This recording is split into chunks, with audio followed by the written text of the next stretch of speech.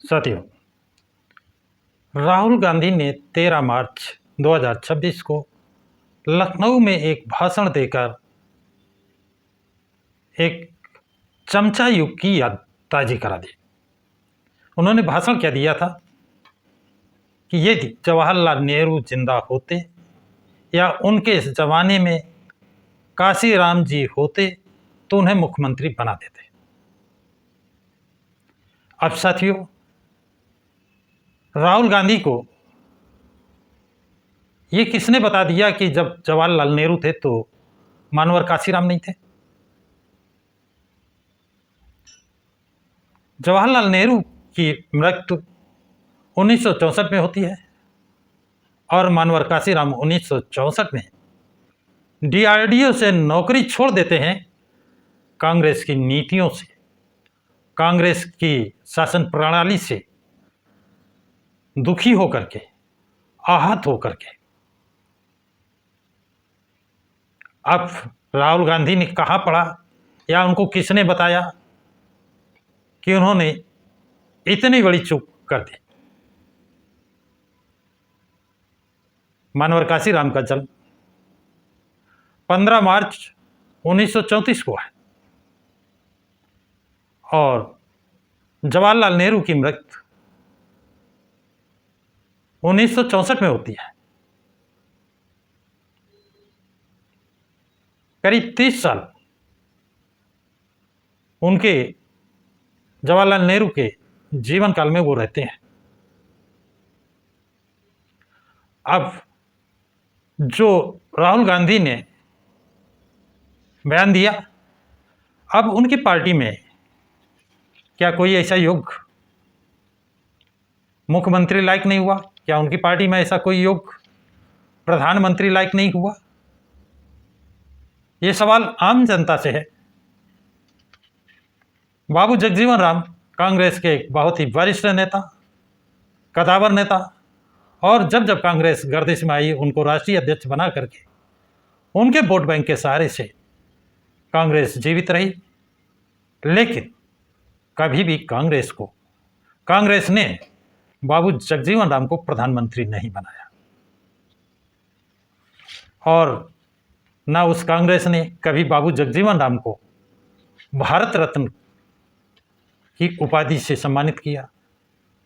बाबा साहब डॉक्टर भीमराव अंबेडकर, जिनका विश्व में सम्मान होता है, भारत के संविधान निर्माता है, जवाहरलाल नेहरू अपनी बहन विजया लक्ष्मी को सर आइवर जेनिक्स के पास भेजते हैं कि आपने 6 देशों के संविधान लिखे हैं, भारत का संविधान लिखते हैं। तो सर आइवर जेनिक्स कहते हैं कि मैंने भारत के एक विद्वान से मदद लेकर, उनसे सहायता लेकर, उनसे पूछकर मैंने संविधान लिखे हैं।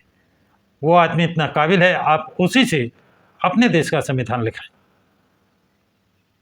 तब विजया लक्ष्मी पूछती है वो कौन आदमी ऐसा है भारत में कि इतना काबिल है?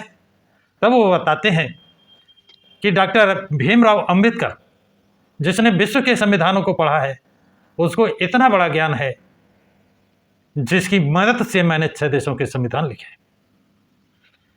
उस डॉक्टर भीमराव अंबेडकर को कांग्रेस पार्टी ने, वो चाहे जवाहरलाल नेहरू हो, इंदिरा गांधी हो, राजीव गांधी हो, 3 तो इनके परिवार के ही प्रधानमंत्री हुए, किसी ने बाबा साहब डॉक्टर भीमराव अंबेडकर को भारत रत्न के सम्मान से सम्मानित नहीं किया। और राहुल गांधी कहते हैं वो मुख्यमंत्री बना देते। आप मुख्यमंत्री किसको बना देते? मानवर काशीराम ने 1982 में एक चमचा युग किताब लिखी है और उसमें उन्होंने चमचों का वर्गीकरण किया है। 7 तरह के चमचे बताए हैं। तो चमचों के चमचे भी होते हैं। मानवर काशीराम ने अपने भाषण में कहा था कि दूसरी पार्टियां आपको पद दे सकती हैं लेकिन अधिकार नहीं। गौर करिए, आपको पद दे सकती हैं लेकिन अधिकार नहीं। और इस बात की कि कांग्रेस काशीराम को मुख्यमंत्री बनाती। जब हरियाणा का चुनाव हुआ तो पूर्व केंद्रीय मंत्री कुमारी शैलजा हरियाणा में मुख्यमंत्री पद की प्रबल दावेदार थी और उनका दावा था, अगर मुझको मुख्यमंत्री पद का उम्मीदवार कांग्रेस घोषित कर दे तो कांग्रेस की सरकार हरियाणा में बनाकर दिखा देंगे। लेकिन मुख्यमंत्री पद का दावेदार घोषित करना बहुत दूर की बात है, उनको अपमान सहना पड़ा, उनको अपमानित किया गया, उनको यहां तक जाति सूचक शब्दों का प्रयोग किया गया। अंतोगत्वा रिजल्ट, जो पुरानी कहावत है ढाक के तीन पात, कांग्रेस सत्ता से बहुत दूर हो गई। तो कांग्रेस को यह मंजूर है, सत्ता मिले ना मिले, उसका मुख्यमंत्री बने ना बनाए, लेकिन तेज तर्रार अनुसूचित जाति के व्यक्ति को मुख्यमंत्री नहीं बना सकते। कोई चमचों का चमचा होता तो उसको ये मुख्यमंत्री जरूर बना देते। इसका दूसरा उदाहरण है कि पंजाब में जब कांग्रेस की सरकार लड़खड़ा रही थी, कौन संभाल सकता है, तो नाम सुझाया गया चरण सिंह उर्फ चन्नी। चरण सिंह ने कहा, मुझे यदि मुख्यमंत्री बनाना है तो मुझे स्वतंत्र रूप से काम करने दें, तब तो मैं स्थिति संभाल लूंगा, और काम नहीं करने दिया गया तो बेकार है। आश्वासन दिया गया कि तुमको फ्री होल्ड काम करो और सरकार बनानी है। उनको मुख्यमंत्री बनाया गया। मुख्यमंत्री बनाने के बाद वो मायावती की तर्ज पर, बसपा सुप्रीमो की तर्ज पर उन्होंने फटाफट 5 निर्णय ले लिए। कांग्रेस जला गई, तिलमिला गई, उसकी तो जड़ें हिलती नजर आई कि ये तो कांग्रेस पे कब्जा कर लेगा। उसको बाध्य किया गया, मजबूर किया गया कि वो अपने निर्णय वापस ले ले। परिणाम फिर ढाक के तीन पात, पंजाब में भी कांग्रेस हार गई। लेकिन चरण सिंह उर्फ चन्नी को वो काम नहीं करने दिए गए जिन काम को वो करना चाहता था, जिन कामों को करके दोबारा वो कांग्रेस की सरकार बनाना चाहता था। तो मानवर काशीराम कितने दूरदर्शी थे, इससे आप अंदाजा लगा सकते हैं कि उन्होंने कहा था, पद दे सकते हैं, दूसरी पार्टियां आपको पद दे सकती हैं पर अधिकार नहीं। कुमारी शैलजा को ना पद दिया ना अधिकार दिया, लेकिन पंजाब में चरण सिंह उर्फ चन्नी को पद दिया लेकिन अधिकार विहीन कर दिया। अधिकारों का जो इस्तेमाल किया उन्हें वापस करा दिया।